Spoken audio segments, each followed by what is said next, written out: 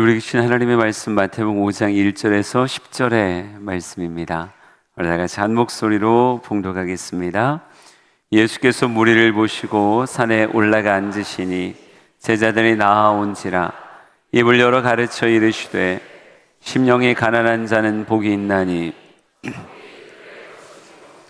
애통하는 자는 복이 있나니 그들이 위로를 받을 것이며 온유한 자는 복이 있나니 그들이 땅을 기업으로 받을 것이며 의에 줄이고 목마른 자는 복이 있나니 그들이 배부를 것이며 긍휼히 여기는 자는 복이 있나니 그들이 긍휼히 여김을 받을 것이며 마음이 청결한 자는 복이 있나니 그들이 하나님을 볼 것이며 화평하게 하는 자는 복이 있나니 그들이 하나님의 아들이라 일컬음을 받을 것이며 의를 위하여 박해를 받은 자는 복이 있나니 천국이 그들의 것임이라.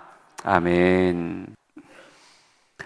분명히 지난주에 끝날 것 같았는데 팔복을 또 읽어서 누군가는 당황했을 수 있을 것 같아요.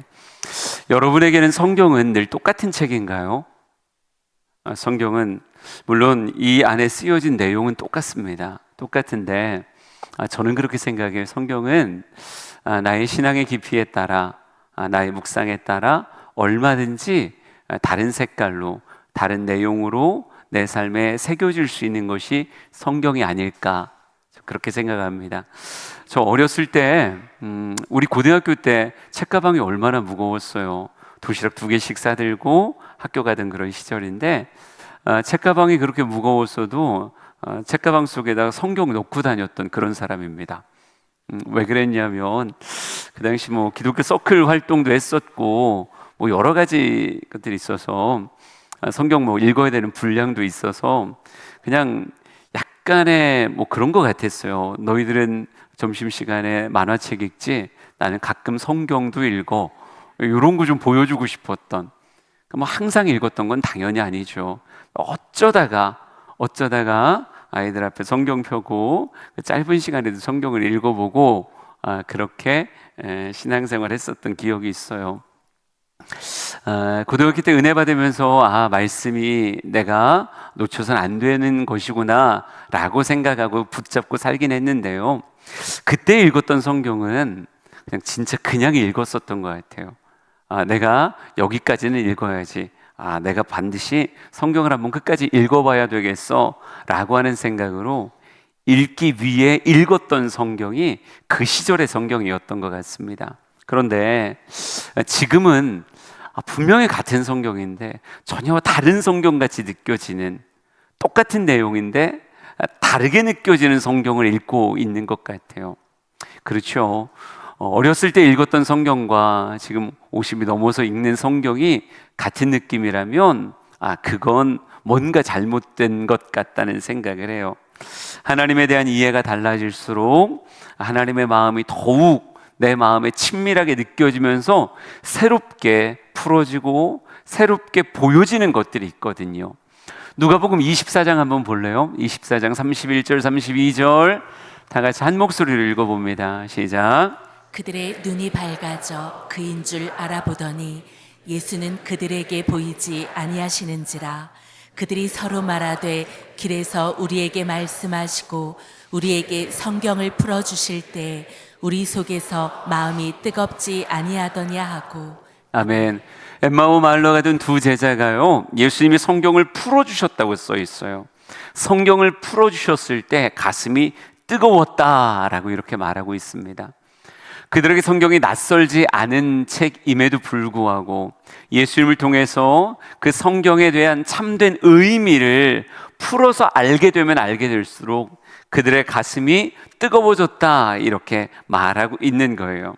그렇습니다. 성경은 전혀 다르게 보여지기도 하고 내 신앙의 깊이가 깊어질수록 그 안에 보이지 않았던 숨겨졌던 말씀들이 내 눈앞에 어떻게 보면 빛처럼 드러나기도 하고 풀어져 가슴을 뜨겁게 하기도 해요.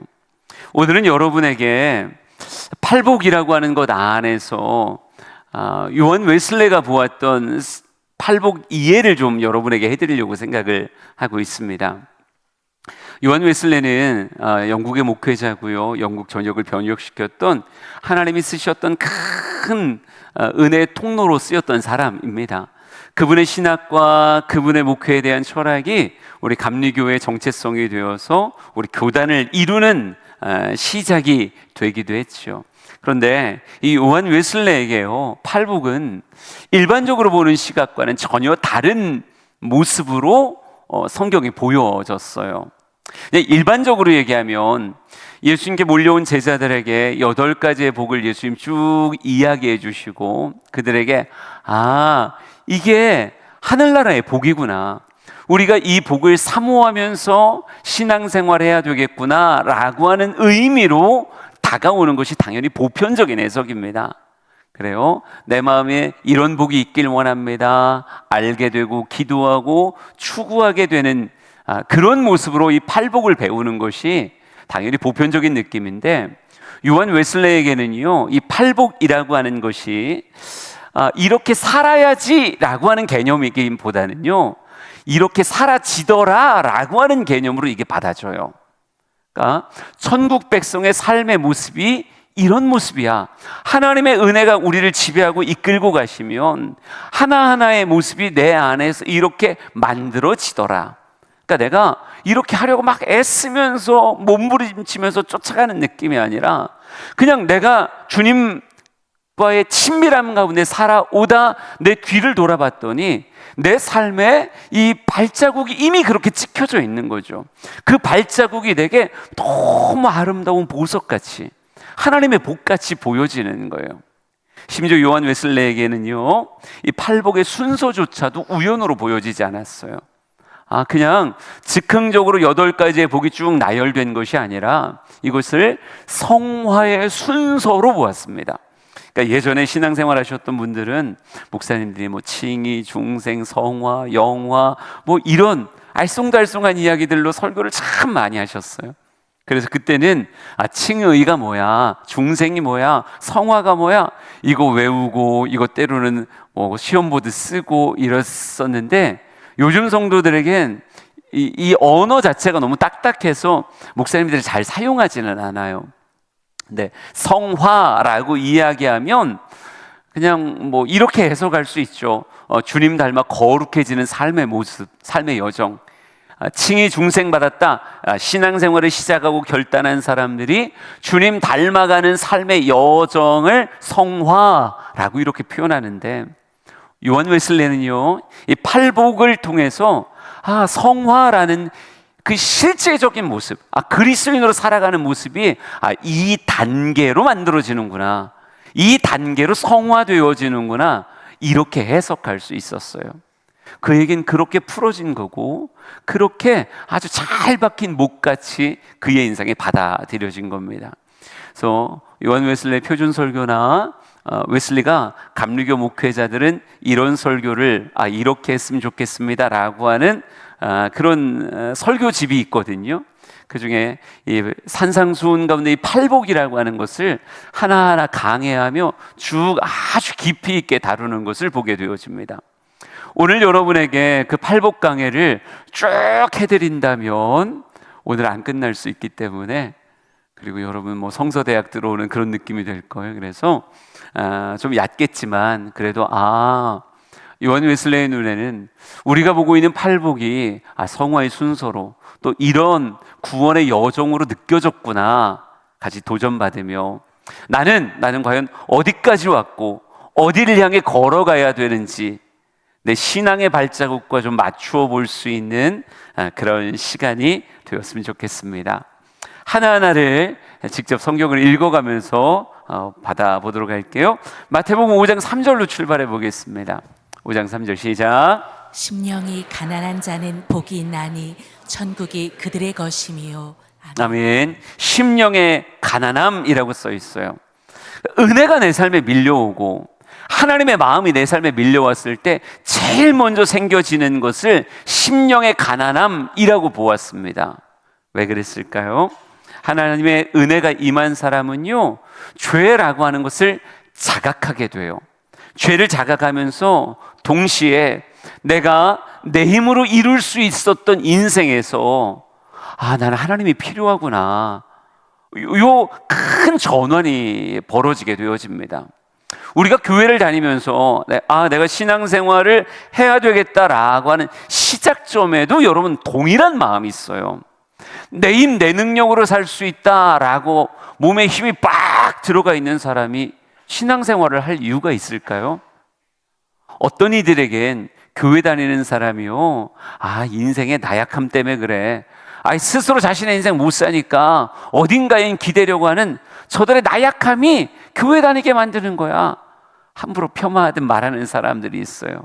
그런데 그렇죠. 우리는 오히려 그들이 나약하지 않다라고 말하는 그들의 강함을 우리는 교만이라고 봐요.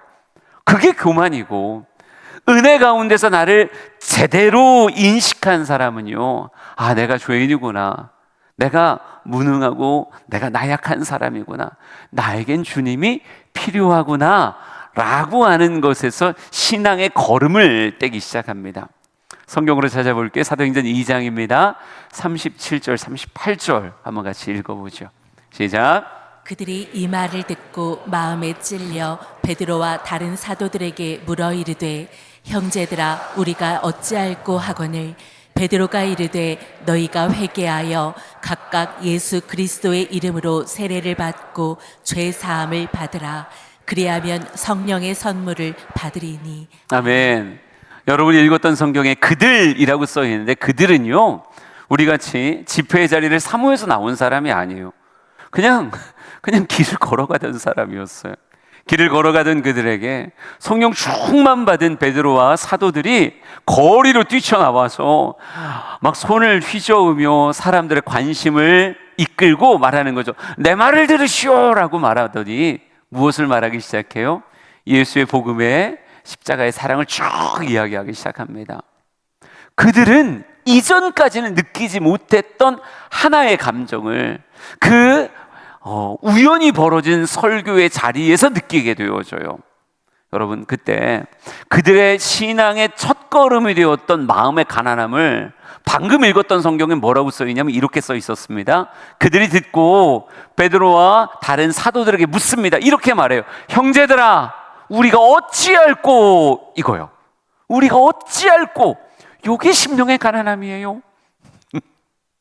미안합니다. 전혀 납득되지 않는 듯한. 근데 우리가 어찌할꼬라고 하는, 이전엔 그런 생각 안 하고 살았단 말이에요.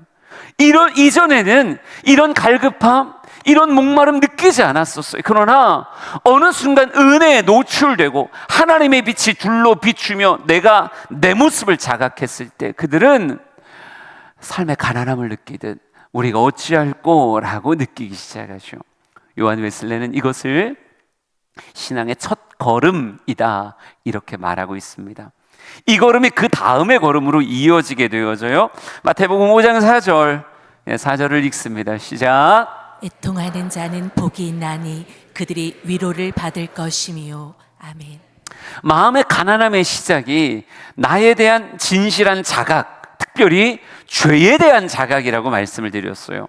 이 죄에 대한 자각을 통해서 우리가 어찌할꼬 느꼈던 심령이 가난한 자는 필연 그 다음으로 이어지는데, 그게 뭐냐? 애통하는 마음이에요. 내 삶을 바라보며 흘리는 눈물이라고 말할 수 있습니다. 그러니까 이때의 애통은 인생이 힘들어서 우는 눈물이 아니에요. 난 지금 돈이 필요한데 돈이 없어. 나는 건강하고 싶은데 건강이 없어. 이런 것 때문에 흘리는 삶의 눈물이 아니라 그냥 하나님 앞에 발견된 내 모습. 근데 이 모습이 너무 추하게 느껴지는데, 이 모습이 내 삶에 그냥 그대로 배어있다는 사실 때문에 느끼는 삶의 눈물이라고 이렇게 표현할 수 있어요. 이걸 굳이 성경에서 찾아보면 누가복음 22장의 말씀을 한번 같이 볼게요.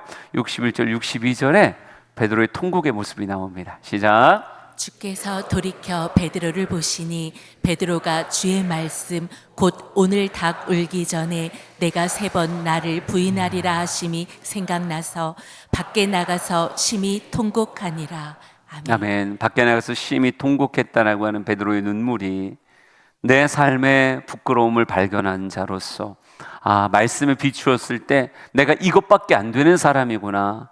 내가 이렇게 순간순간 휩쓸리고 있는 사람이고 더러워질 수 있는 사람이구나. 이걸 발견한 사람의 눈물이라고 이렇게 말할 수 있습니다. 이런 애통하는 자가 성경은 말하죠. 위로를 받게 될 것이다 라고 말하고 있어요. 이 사람의 그 다음 걸음은 5장 5절에 표현되고 있습니다. 한번 그 걸음도 볼까요? 5장 5절 시작. 온유한 자는 복이 있나니 그들이 땅을 기업으로 받을 것이미요. 아멘. 죄로 인해서 눈물을 흘리고 하나님 앞에 펑펑 울며 회개한 사람의 또 하나의 특징이 생겨지는데 그 모습을 오늘 성경은 온유라고 이렇게 말하고 있어요. 온유라고 하는 것은요, 어찌 보면 힘이 빠진 모습이다라고 말할 수 있어요. 이전에는 힘을 꽉 주고 살았는데 내가 힘주고 살아가는 삶이 오히려 나를 세상에 물들게 만들고 내 삶을 더럽게 만드는구나. 내가 힘쓰며 애쓰며 살아가는 삶이 오히려 내 삶을 망치는구나. 이걸 깨달은 사람이, 그것 때문에 하나님 앞에 울며 통회하며 회개한 사람이요, 어느 순간 내 삶의 힘을 빼는 거예요. 손을 벌리고 남이 나를 띠띠고 데려가듯 힘 꽉 주고 내 인생 내가 책임지겠다라고 생각하는 게 아니라 하나님 앞에 온유해지는 거예요. 그러니까 뭐 예를 억지로 들면 이렇게도 말할 수 있어요. 여러분, 주님이 나를 이렇게 만들어 가시려면 필연적으로 부드러움이라고 하는 받아들이는 손길이 필요하잖아요. 근데 여러분도 어떤 찰흙이나 뭐 이런 것들 가지고 뭘 만들겠다고 얘기할 때 문방구에서 산 그대로는 굉장히 딱딱하지 않아요? 굉장히 딱딱하니까 때로는 거기다 물을 붓고 그래서 좀 더 자꾸 만지면 점점 부드러워지기 시작하죠. 그러니까 여러분, 우리 같은 인생이, 딱딱한 인생이 죄를 자각하고 내 인생에 눈물에 물을 부어요.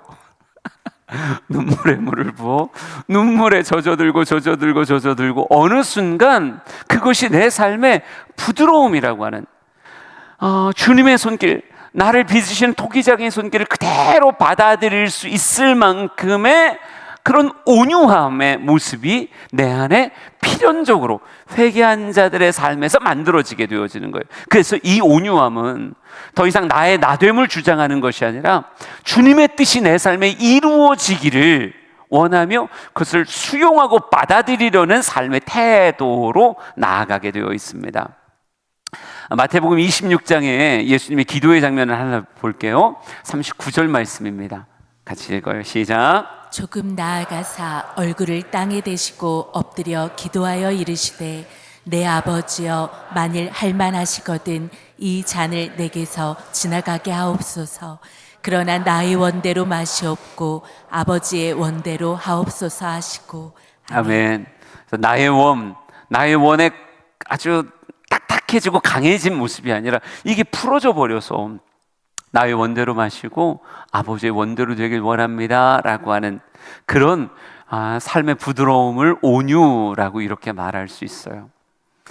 신앙의 한 단계 한 단계를 이렇게 걸어오는 건데 어느 순간 내가 주님 앞에 부드러운 자가 되어 있는가, 주님 앞에 딱딱한 모습이 풀어져서 눈물로 풀어져 부드러운 모습이 되어 있는 걸 삶의 온유. 그러면 이 사람이 주님의 손 안에서 빚어져 가는데 그 다음 단계를 이렇게 성경 말합니다.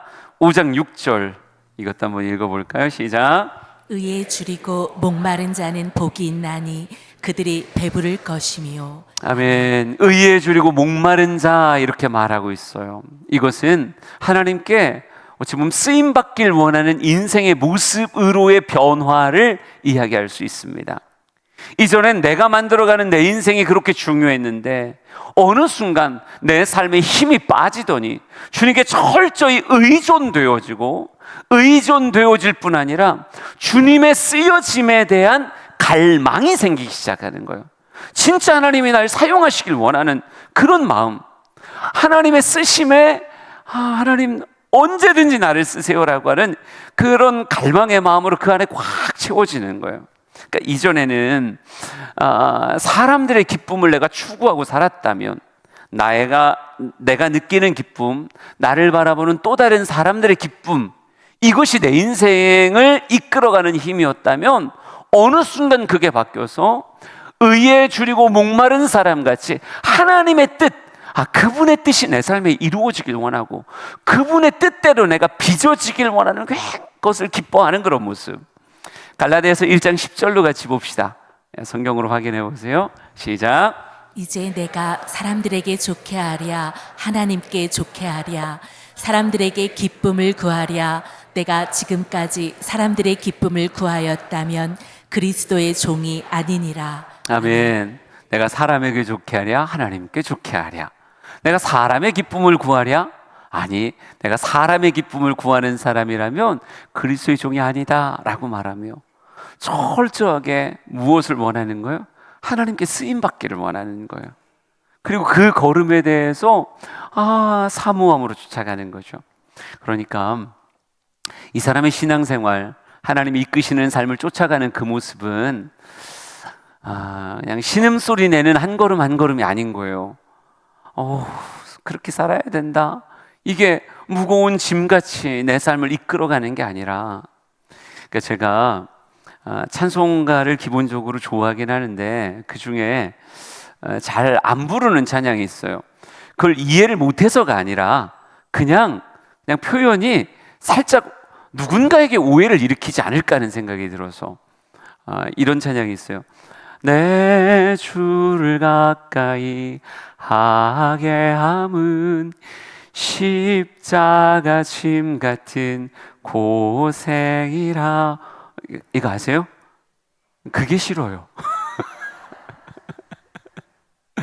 내 주를 가까이 하는 게 십자가 짐 같은 고생이다. 물론 고생의 모습으로 보여지듯 주님을 따라가는 길이 내 삶의 십자가를 지고 주님을 쫓는 것이다 라고 말할 만큼 때로는 무거움의 모습으로 보여질 수는 있죠. 보여질 수는 있지만 그것이 나 지금 고생, 이렇게 표현하면 되겠어요. 우리가 300일 동안 성경을 읽기로 했잖아요. 근데 누군가는 우리 장로님들이 그럴 리는 없지만 누군가는 이렇게 말할 수 있지 않겠어요? 나 어쩌다 장로가 돼가지고 읽자 이렇게 싱아웃입니다 그러면 또 우리 목자가 전화하겠네. 전화 받고 가느니 그냥 가자. 한숨 푹 내쉬고 이렇게 한 걸음 한 걸음 걸어가는 혹 그 모습일까봐. 그런데 지금 우리가 얘기하는 의에 줄이고 목마른 자의 기쁨은 어느 순간 하나님 앞에 내 삶에 힘을 빼고 그분이 만져주시는 걸 기뻐해요. 그 부드러움이 있어요. 근데 그 부드러움 가운데서 마음에 하나의 갈망이 있다면, 하나님, 내 인생이 주님께 쓰임받기를 원하고 내 삶이 주님이 원하시는 그 모습에 내가 닿기를 원합니다라고 하는 신앙 안에서의 의지가 굳게 생기는 거예요. 세상에 대해서는 힘이 빠지는데 하나님께 대해서는 쓰임받고 싶고 그 삶을 사모하는 모습이 막 만들어진다고요. 이사야 6장 8절 말씀 한번 볼까요? 이사야 6장 8절 같이 읽어보세요. 시작. 내가 또 주의 목소리를 들으니 주께서 이르시되 내가 누구를 보내며 누가 우리를 위하여 갈꼬 하시니 그때 내가 이르되 내가 여기 있나이다 나를 보내소서 하였더니. 아멘. 우리 신학생 시절에 하는 농담이 이거였어요. 주님, 내가 여기 있으니 쟤를 보내세요. 그런데 여러분, 이사야라고 하는 사람이요, 과연 어떤 느낌일까? 이 6장 8절이 이사야의 소명에 관한 말씀이거든요. 이사야가 그 성전에서 주님의 영광의 임재를 경험하고 그곳에서 주님의 어찌 보면 독백 같은 말을 들어요. 주님께서 이렇게 말합니다.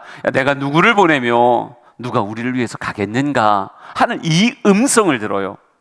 이 음성을 성전에서 이사야가 들었을 때 설마 이런 느낌일까요? 아무리 둘러봐도 사람은 없는데 하필이면 내 옆에서 그런 얘기를 하셔. 여기서 들을 사람이 지금 나밖에 없는데 하필이면 내가 듣게 허공 바라보며 내가 누구를 보내며 누가 우리를 위하여 갈고 그러니까 이사야가 주님 저를 그냥 보내세요. 제가 갈게요. 이런 느낌일까요? 여러분, 지난 우리 성서대학 마지막 시간 방학했는데 성서대학 마지막으로 살펴본 게 이사야 선지자였어요. 이사야 선지자는 남유다를 중심으로 활동했던 선지자입니다. 이사야의 특징 중에 하나가 뭐냐면요, 소명받은 이후로 60년간 사역자의 사명을 감당해요.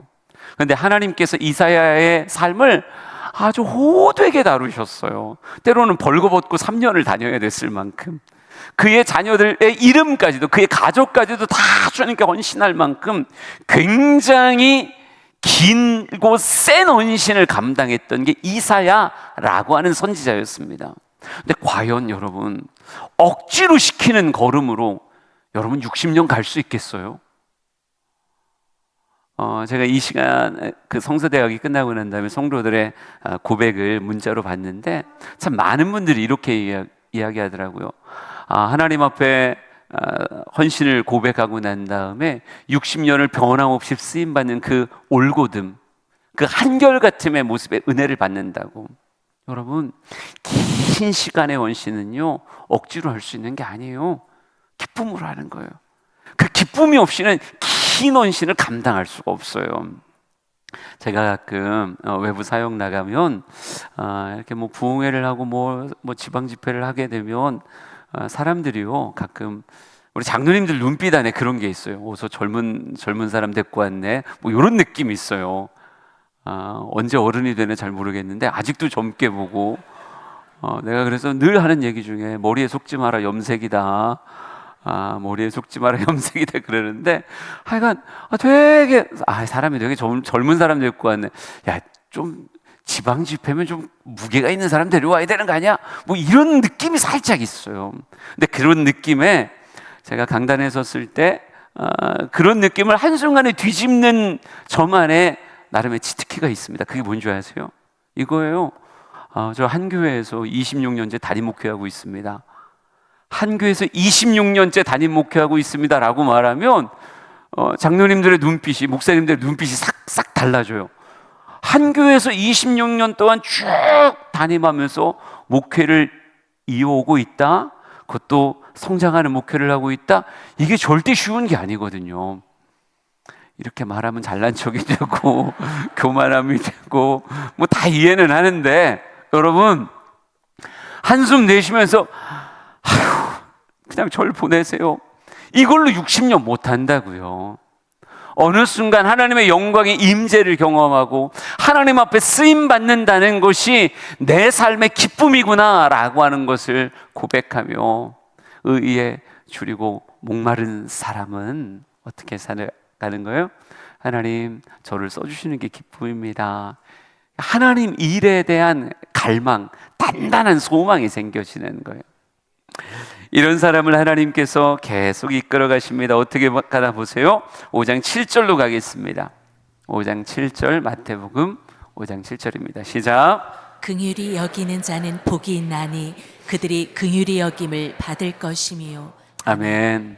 하나님께서 그의 인생을 사용하시는데, 첫째는 긍휼의 통로로 사용하십니다.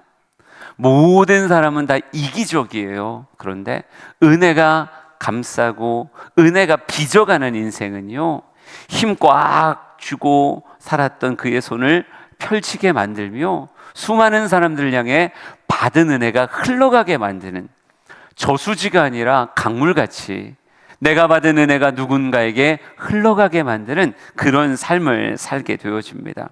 그래서 내가 용서받았기에 그를 용서할 수 있게 되고, 내가 사랑받았기에 그에게 사랑을 전해줄 수 있는, 세상을 보는 새로운 눈이 열리고 사람을 보는 새로운 눈이 열려서 하나님이 그를 그렇게 쓰시게 만들지요.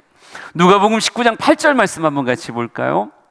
19장 8절입니다. 시작. 삭개오가 서서 주께 여짜오되 주여 보시옵소서, 내 소유의 절반을 가난한 자들에게 주겠사오며 만일 누구의 것을 속여 빼앗은 일이 있으면 내 갑절이나 갚겠나이다. 아멘. 삭개오가 주님을 가까이 하고 은혜에 쌓여지기 시작하니까 이전엔 가난한 사람들이 안 보였어요. 그들의 궁핍함이 전혀 보이지 않았었다고요. 그런데 어느 순간 그들이 보여지는 거예요. 내 것을 나누며 그들에게 채워진다라고 하는 것이, 이게 삶을 살아가는 묘한 행복이 된단 말이에요. 은혜 받은 대로, 주님이 나를 그렇게 찾아오신 대로 나도 누군가에게 찾아가며 그들의 연약함을 위해서 내가 흘려보낼 수 있는 무언가가 있다는 것이 삶의 기쁨이 되는 상태, 긍휼함을 받은 대로 긍휼함이 흘러가는 상태가 돼요. 이렇게 많은 사람들에게 사랑을 베풀면서도 그의 마음 안에는 하나만 남게 되어집니다. 5장 8절로 넘어갈게요. 5장 8절 같이 읽습니다. 시작. 마음이 청결한 자는 복이 있나니 그들이 하나님을 볼 것이며. 아멘. 마음의 청결함이라고 말하고 있어요. 이거는 나의 마음과 뜻이 하나님께 온전히 포커스가 맞아져 있는 이런 상태. 우리가 카메라를 찍을 때 아웃포커싱이라고 얘기하거든요. 지금 피사체에 초점 맞춰진 그곳만 딱 두드러지게 보여주고 나머지는 이렇게 뭉개지듯 흐려져 있는 상태를 아웃포커싱 됐다 이렇게 말해요. 그러니까 지금 이 팔복의 걸음을 걷는, 하나님이 성화시키는 사람은요, 어느 순간 세상의 가치관은 다 흐려지기 시작해요. 흐려지기 시작하고 온전히 누구만 두드러지냐면 하나님의 뜻과 그분의 마음만이 그 마음 안에 두드러져 있는 한 마음을 가진 사람이 됩니다. 이걸 이 마음의 청결함을 요한 웨슬레는요, 싱글 하트 이렇게 표현했어요. 그냥 싱글 하트예요. 그냥 하나의 마음.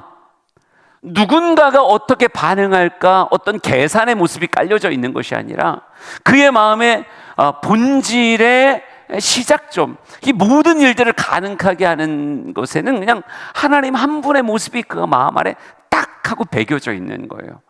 그러니까 사역함에 있어서 그들의 모습은 그냥 사랑의 대상일 뿐이고 그들 때문에 무언가를 하는 게 아니에요. 그냥 내 안에 새겨진 하나님, 그분의 미소를 위해서 내 삶을 그렇게 베풀고 또 그런 모습으로 막 이렇게 살아가게 되는 거죠. 이해가 되지 않죠? 예. 여러분, 이거는 우리가 사모한다고 되는 게 아니에요. 성화의 걸음 가운데 강력한 하나님의 은혜가 나를 그냥 그렇게 빚어가시는 거예요. 내 마음을 그분이 온전히 사로잡아서 그분에게 초점이 딱 맞춰지고 나머지는 그냥 다 뿌옇게 흐려지는, 그분의 삶의 미소를 위해 내가 그렇게 살아가는 상태가 되어지는 모습이 이 싱글하트, 마음의 청결함이라고 말할 수 있습니다. 여러분, 여기가 끝인가 봤더니 또 있죠. 그 다음 넘어가 봅시다. 5장 9절 말씀 조금만 더 가면 돼요. 5장 9절 준비 시작. 화평하게 하는 자는 복이 있나니 그들이 하나님의 아들이라 일컬음을 받을 것이며. 아멘. 아멘. 그래서 결국 이 삶의 태도가 누구를 그의 인생에서 드러내게 만드느냐? 예수 그리스도의 삶을 그의 안에서 드러내게 만드는 거예요. 여러분, 화평하게 하는 자의 가장 위대한 모범은 예수 그리스도 그분이십니다. 그러니까 하나님과 인간 사이가 죄 때문에 갈라졌잖아요. 끊어졌잖아요. 이미 비틀어진 이 관계 때문에 누가 이 땅에 오신 거예요? 예수님이 성육신하신 이유가 이들의 분쟁, 이들의 갈라짐 사이에 온전한 소통의 문을 열기 위해서 예수님이 성육신하셨고, 그리고 십자가로 살아가는 공생의 전 삶이 결국은 무엇을 만드는 거예요? 갈라진 하나님과 인간 사이를 다시 화목하게 하기 위한, 화평하게 하기 위한 모습으로 자신의 삶을 살아가요. 근데 진짜 마음에 예수 그리스도가 새겨지고 그분이 이끄시는, 빚어가는 인생을 갈망하는 사람은요, 결국 이 땅의 삶을 누구처럼 사느냐? 예수처럼 살게 되어 있는 거예요. 작은 예수같이 예수님이 그들 안에 있는 무너짐과 끊어짐을 두고 보지 못하고 그 안에 개입하셔서 그들을 이어가듯 똑같은 거예요. 우리의 삶을 누군가의 갈라짐 사이에 나를 내어주고 그 안에 들어가서 십자가를 이루며 그 갈라짐을 다시 온전함으로 이루어가는 거죠. 그래서 그의 삶에 있었던 흔적의 자리엔 모든 끊어짐이 이어짐이 되고, 모든 어떻게 보면 다툼이 화목과 화평으로 결국은 만들어지게 되는, 예수가 인생을 그렇게 사셨듯 그 모습 그대로의 삶이 누구에게서? 이 팔복의 걸음을 걷는 성화된 삶의 모습 안에서 그대로 나타나게 된다고요. 심지어 이런 삶을 어디까지 가는가 한번 봐보세요. 마태복음 5장 10절로 갑시다. 마태복음 5장 10절로 갈게요. 같이 읽습니다. 5장 10절 나오겠죠 뭐. 나왔나요? 나왔으면 준비 시작. 의를 위하여 박해를 받은 자는 복이 있나니 천국이 그들의 것임이라. 아멘. 심지어 내 삶에 박해가 찾아와도 예수님의 십자가의 걸음이 참 숭고하고 복되고 아름다운 걸음이었음에도 불구하고 그 걸음을 오해하는 자들이 무엇해요? 예수의 걸음 앞에 욕지거리를 해요. 예수의 걸음을 비난하고 조롱한다고요. 심지어 그 걸음의 끝에 십자가의 못 박음, 창에 찔림이라고 하는 어마무시한 박해가 있었던 것도 사실이에요. 그러나 예수님은 그런 방해와 박해에 무릎을 꿇었는가? 그렇지 않아요. 예수 닮아 살아가는 성도의 삶에 있어서의 박해가 과연 그의 인생의 실패인가? 아니, 그렇지 않아요. 오히려 예수의 삶을 온전히 닮았다는, 예수의 십자가가 이제 내게 새겨졌습니다, 예수님의 그 흔적이 내 인생의 스티그마로 새겨졌습니다 라고 말할 만큼의 닮아감일 것이고, 그것이 내 영광의 면류관의 보석과 같은 모습이 되어진다고요. 그러니까 이 땅에서 예수로 살아가는 것에, 예수 닮아 작은 예수로 살아가는 것에 그 어떤 박해와 어떤 방해가 있어도 구부러지지 않고 살아가는 상태까지 가는 것, 이것이 의를 위하여 박해를 받은 자의 복이라고 이렇게 말할 수 있는 거예요. 그러니까 어느 순간 죄덩어리였던 인간이 주님의 은혜로 씻겨지기 시작해서 그의 인생이 쭉 만들어지되 결국은 박해 받음에도 구부러지지 않는 아주 선명한 예수의 사람으로 세워지는 것, 심지어 박해를 두려워하지 않는다니까요. 사도행전 5장 말씀 봅시다. 40절 41절 이 고백을 같이 볼 거예요. 시작. 그들이 옳게 여겨 사도들을 불러들여 채찍질하며 예수의 이름으로 말하는 것을 금하고 놓으니 사도들은 그 이름을 위하여 능욕받는 일에 합당한 자로 여기심을 기뻐하면서 공회 앞을 떠나니라. 아멘. 사도들의 얼굴에 웃음이 배어 있어요. 뭘 맞았는데? 채찍을 맞았어요. 채찍을 맞고 금하여 놓으니, 금할 때 어떻게 금했겠어요? 막 욕지거리를 하면서 막 뭐라고 했겠죠. 근데 욕을 듣는데 사도들이 웃고 있어요. 채찍을 맞았는데 베싯이 웃고 있어요. 여러분 상상해 보세요. 그 채찍 맞고 욕을 먹으면서 웃고 있는 그 얼굴에 여러분 그 눈빛 안에 광기가 있으면 이건 이상한 거예요. 아니 채찍 맞는데 웃는데 눈에 광기가 있어. 그럼 그걸 뭐라고 부르는 거예요? 변태, 이렇게 부르는 거예요. 그건 잘못된 거죠. 근데 그런 눈빛이 아니라 정말 세상 깊은 온유가 담겨져 있어요. 하나님 뜻에 쓰임받는 자의 그 환희적 기쁨이 그 안에 있어요. 여러분 이건 뭔 거예요? 이건 진짜 예수 닮음의 아주 강력한 증거죠. 스데반이 그 눈빛으로 누구를 바라본 거예요? 주님을 바라봤고 수많은 사람들을 바라보며 자신을 박해하는 자들을 위해서 오히려 중보하는 이런 모습, 이들이 하는 짓을 알지 못합니다 라고 말하는 예수 닮은 그대로의 언어가 그 안에 배워져 있잖아요. 그러니까 여러분 그리스도인이 도대체 어떻게 살아가는가? 요한 웨슬레는요, 이것이 예수님을 닮아 살아가는 사람의 삶에 찍힐 수밖에 없는 그냥 발자국같이 느껴졌던 거예요. 제 첫 번째 발자국이 심령이 가난한 자, 뭐예요? 내 모습을 자각하는 거예요. 내 힘, 내 능력 가지고 내가 다 할 수 있어. 세상의 거짓말에 속아 헛된 자만심으로 살아가던 인생이 복음의 빛 가운데 스스로의 모습을 자각하며 우리가 어찌할꼬, 내가 어찌할꼬, 나에게 주님이 필요합니다라고 하는 그 마음을 느낀 사람, 구원의 여정의 첫 걸음을 떼는 사람이 심령의 가난한 자고, 애통하는 자가 무엇입니까? 내 모습이 주님 앞에 드러나는데 이 더러움이 너무 슬픈 거예요. 죄로 인한 통곡의 모습. 이전엔 그것이 세상의 처세술이었는데, 아니 세상 삶은 다 그렇게 사는 거지. 옆집 순돌이도 그렇게 살고 순이도 그렇게 살고 철수도 그렇게 사는데, 다 그렇게 사는 거지 뭐. 이전에는 합리화였어요. 그냥 그렇게 살아가는 것이 세상의 지혜로움이라고 생각했는데, 어느 순간 주님의 은혜 가운데 내 모습이 드러나는데 세상에 물들어 있는 이 죄의 모습이 너무 크게 슬픔으로 다가오는 거예요. 애통의 눈물을 흘려요. 이런 사람이 이제는 주님께 나를 내어 맡깁니다. 이게 온유라니까요. 내 인생의 힘을 빼고 주님 앞에 내어 맡겨요. 주님 앞에 부드러운 자가 돼요. 주님 빚으세요. 주님 저를 주님이 원하시는 대로 채우시고 빚으소서. 힘 뺀 자가 되어져요. 이 사람이 의에 주리고 목마른 자로 갑니다. 점점 그 안에 갈망이 세상의 성공에 대한 갈망이 아니라 거룩에 대한 갈망이 생기는 거예요. 하나님, 내 인생 주님이 쓰셨으면 좋겠어요. 내가 주님을 더 원합니다. 주님을 더 원합니다. 이런 상태로 가게 돼요. 그런 사람이 긍휼히 여기는 자가 되어서 하나님이 그를 통해 세상에 긍휼을 흘려보내시게 되고요.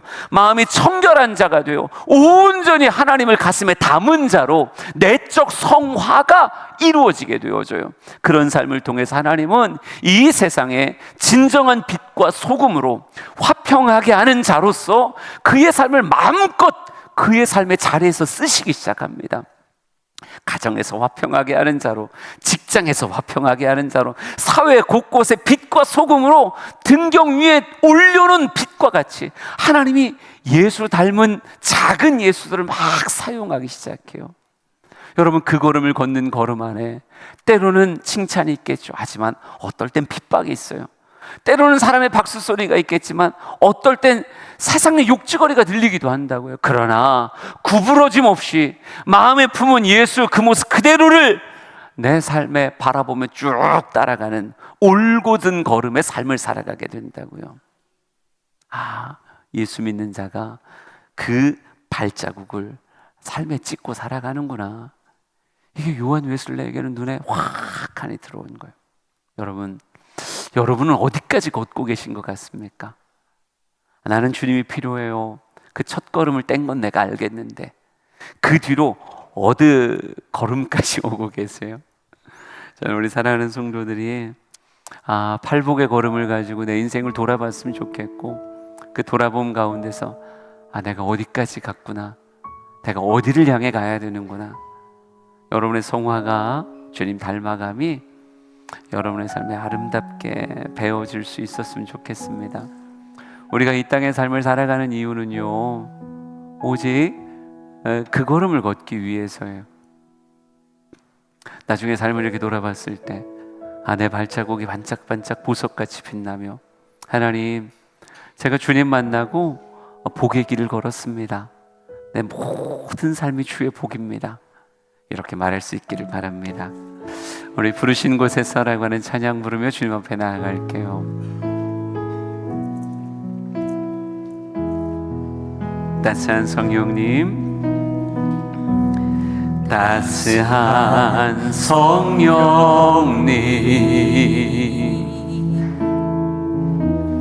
마음으로 보내 내 몸을 감싸며 주어지는 평안함, 만족함을 느끼네. 사랑과 진리에 한 줄기 빛 보내 내 몸을 감싸며 주어지는 평안함, 그 사랑을 느끼네. 부르신 곳에서 나는 예배하네. 어떤 상황에도 나는 예배하네.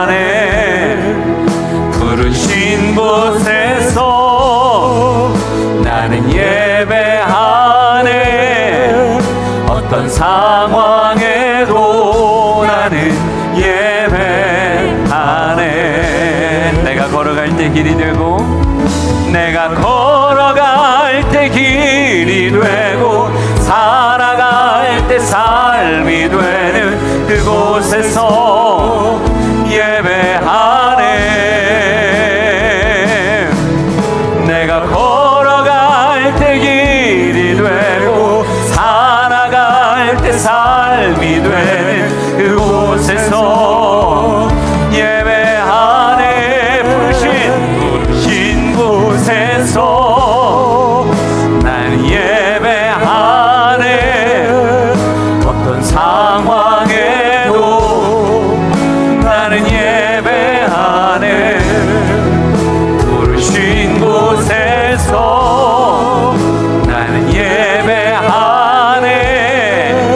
어떤 상황에도 나는 예배하네. 다시 한번 고백합시다. 부르신 곳에서 나는 예배하네. 어떤 상황에도 나는 예배하네. 부르신 곳에서 나는 예배하네. 어떤 상황에도 나는 예배. 우리 한 번만 더 고백합시다. 부르신 곳에서 나는 예배하네.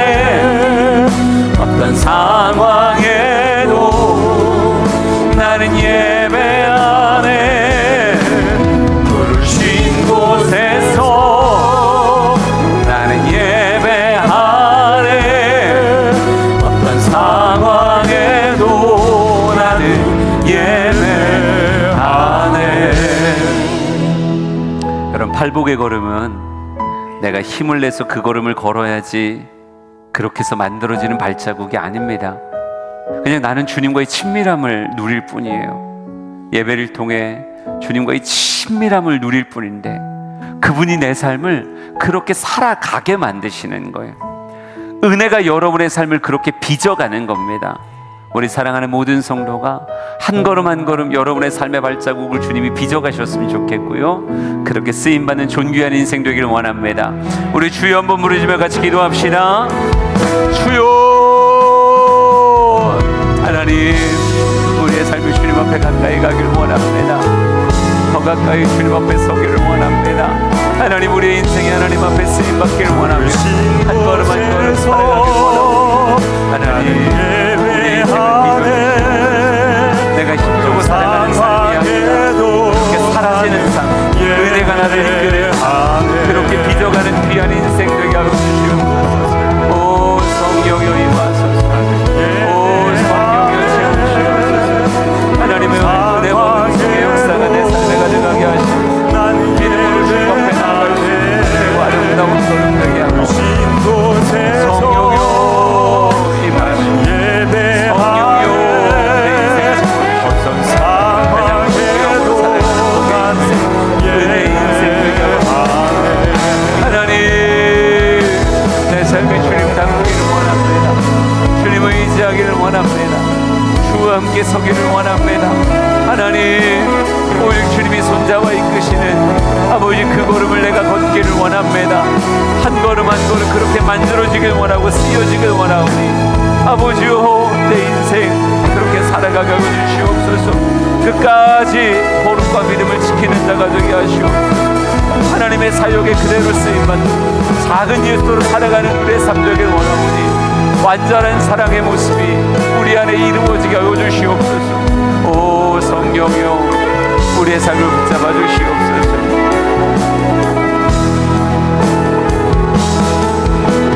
하나님,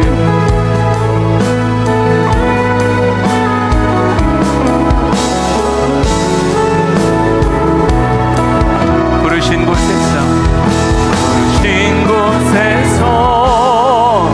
나는 예배하네. 어떤 상황에도 나는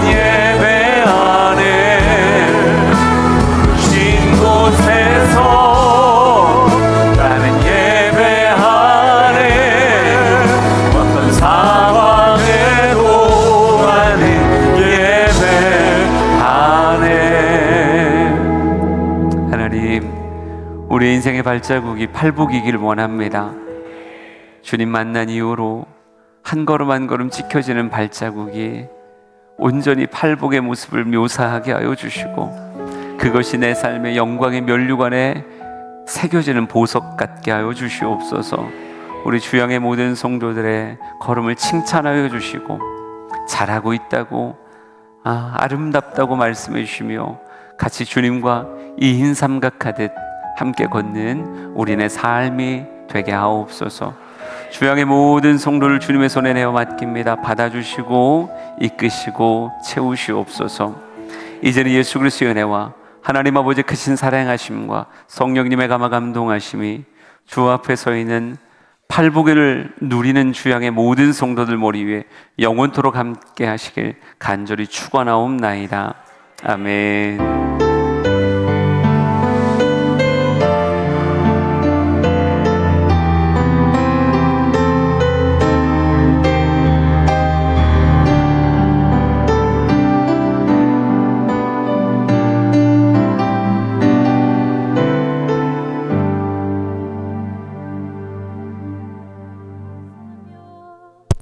주어지는 평안함